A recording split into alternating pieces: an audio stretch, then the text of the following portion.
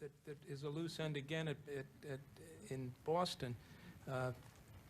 There apparently was at the Park Inn in Newton, Mass, a room that was occupied by two of the hijackers, the other two, and on September 11th, after they had gotten on the airplane, apparently, somebody went to clean that particular room, and they were stopped by a man described as a Middle Eastern male who told the housekeeper that somebody was sleeping in the room. Has there ever been any tracking down of that information? I'm not familiar with that particular reporting regarding that happening in Boston. I do know that when the information was first tracked by the Boston field office, they were unsure of whether or not anyone occupied that specific room, the room concerning Whale and Waleed al-Sherry. Right. The previous day, we were, after the fact, of course, aware that Omari left and then traveled to Portland, Maine with Atta, but not aware of anyone preventing either cleaning or the FBI from going into any rooms at that time. But we can certainly check on that. This apparently was on September 11th. On September 11th that occurred. And I would appreciate, and our staff can give you what information we have. Thank you, Mr. Chairman. Boston, American Airlines 11 and United Airlines Flight 175. Mohamed Atta and Abdul Aziz Omari boarded a 6 a.m. flight from Portland to Boston's Logan International Airport. When he checked in for his flight to Boston, Mohamed Atta was selected by a computerized pre-screening system known as the Computer Assisted Passenger Pre-Screening System, CAPS, created to identify passengers who should be subject to special security measures. Under security rules in place at the time, the only consequence of Atta's selection by CAPS was that his checked bag was held off the plane until it was confirmed that he had boarded the aircraft. This did not hinder Mohamed Atta's plans. Atta and Omari arrived in Boston at 6:45 a.m. 7 minutes later, Atta apparently took a call from Marwan al-Shehi, a longtime colleague who was at another terminal at Logan Airport. They spoke for 3 minutes. It would be their final conversation. Between 6:45 and 7:40 a.m., Atta and Omari, along with Satam al-Saskami, Whale al-Sherry, and Waleed al-Sherry, checked in and boarded American Airlines Flight 11 bound for Los Angeles. The flight was scheduled to depart at 7:45 a.m. In another Logan terminal, Marwan al-Shehi, joined by Fayez Bani Hamad, Mohamed al-Sherry, Ahmed al-Ghamdi, and Hamza al-Ghamdi, checked in for United Airlines Flight 175 bound for Los Angeles also. A couple of Shehi's colleagues were obviously unused to travel, according to the United ticket agent, who had trouble understanding the standard security questions, and she had to go over them slowly until they gave the routine, reassuring answers. Their flight was scheduled to depart at 8 a.m. Security checkpoints through which passengers, including Mohamed Atta and his colleagues, gained access to the American Airlines 11 gate were operated by Globe Security under a contract with American Airlines. In a different terminal, a single checkpoint through which passengers for United 175 passed was controlled by United Airlines, which had contracted with Hunterley USA to perform this screening.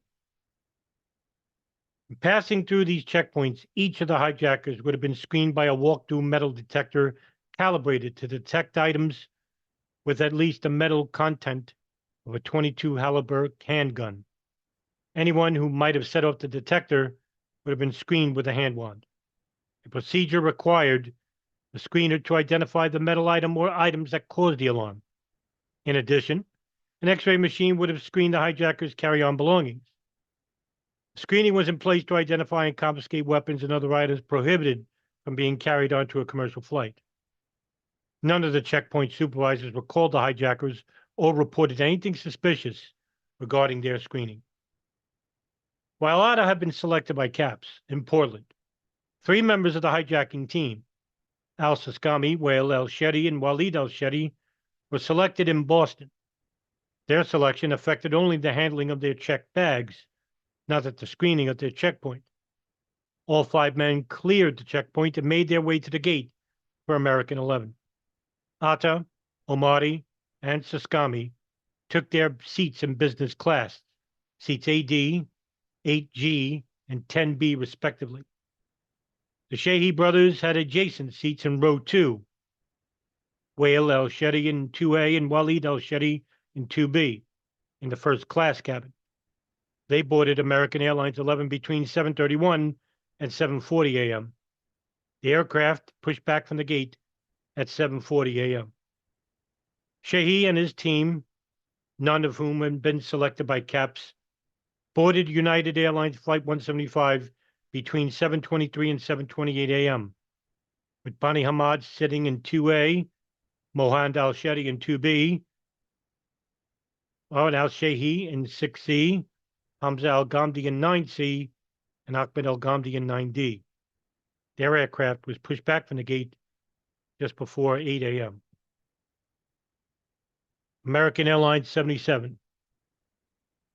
Hundreds of miles southwest of Boston at Dulles International Airport in the Virginia suburbs of Washington, D.C., 5 more men were preparing to take their early morning flight.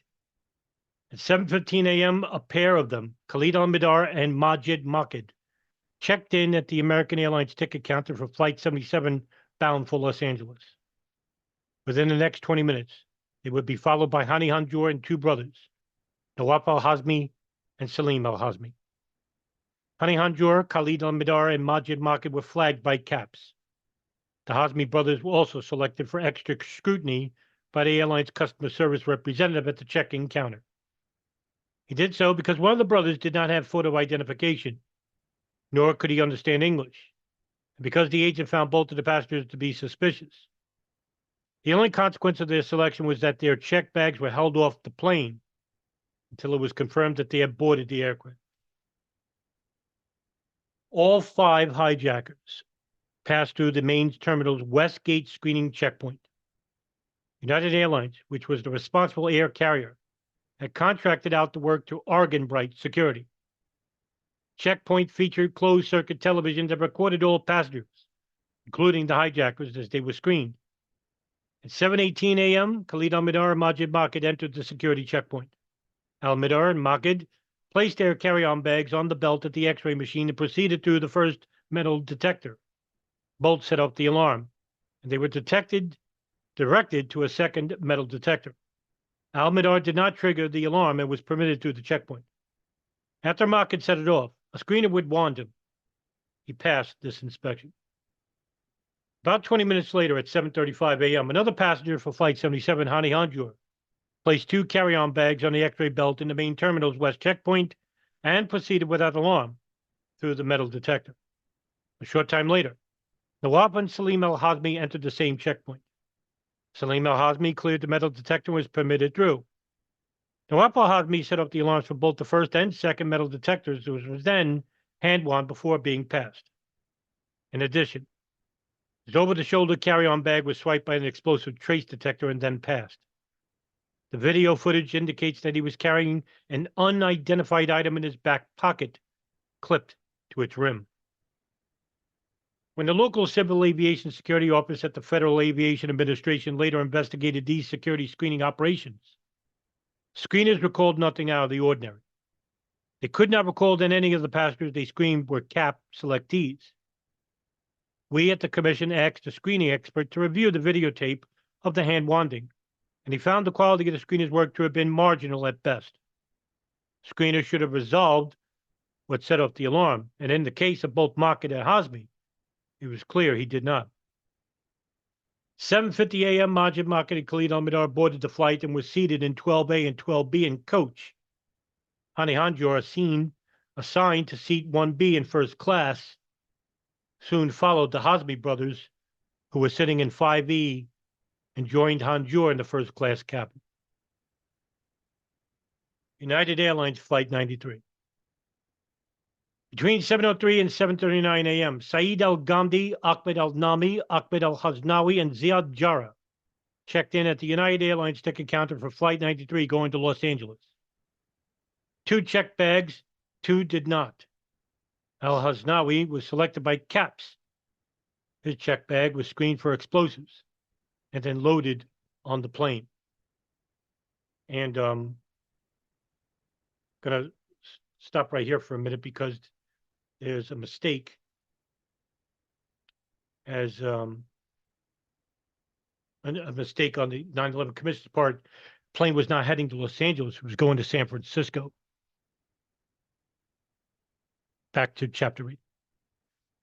The 4 men passed through the security checkpoint owned by United Airlines and operated under contract by Argonbright Security. Like the checkpoints in Boston, it lacked closed-circuit television surveillance, so there was no documentary evidence to indicate when the hijackers passed through the checkpoint, what alarms may have been triggered, or what security procedures were administered. The FAA interviewed the screeners later. None recalled anything unusual or suspicious. The 4 men boarded the plane between 7:39 a.m. and 7:48 a.m. All 4 had seats in the first-class cabin. Their plane had no business class section. Jara was seating in 1B, closest to the cockpit.